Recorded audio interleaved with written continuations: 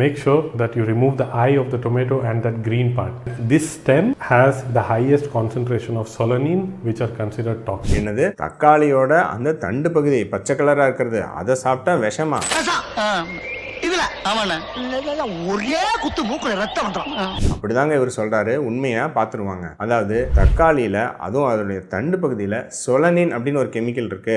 அதோட நம்ம உட்கொண்டா பயங்கரமான டாக்ஸின் ஆயிடும் அப்படின்னு சொல்றாங்க. உண்மையா பார்த்துருவோம். சொலனின் அப்படிங்கிறது தக்காளிலையும் உருளைக்கிழங்குலையும் இயற்கையா இருக்கக்கூடிய ஒரு அல்கலாய்ட். இது அதிக அளவில் நம்ம உட்கொள்ளும் போது, அதாவது கிட்டத்தட்ட 100 மில்லிகிராமுக்கு மேல நம்ம ஒரு மனுஷன் உட்கொண்டா உங்களுக்கு வயிறு சார்ந்த உபாதைகளும், அதை விட அதிகமாக 300-400 மில்லிகிராம் மேல உட்கொண்டா நரம்பு ரீதியான பிரச்சனைகளும், ஈவன் வேற இறப்பெல்லாம் நேரலாம் அப்படின்னு சொல்றாங்க. ஆனா பாயிண்ட் என்னன்னு சொல்றேன், பச்சையான பழுக்காத தக்காளியில தான் இந்த சொலனின் அதிகம். அதாவது ஒரு 100 கிராம்ல கிட்டத்தட்ட 30 மில்லிகிராம் மேல இருக்கலாம். ஆனா பழுத்த தக்காளியில இந்த சொலனின் வந்து வெறும் 0.5 மில்லிகிராம் தான் இருக்கும்.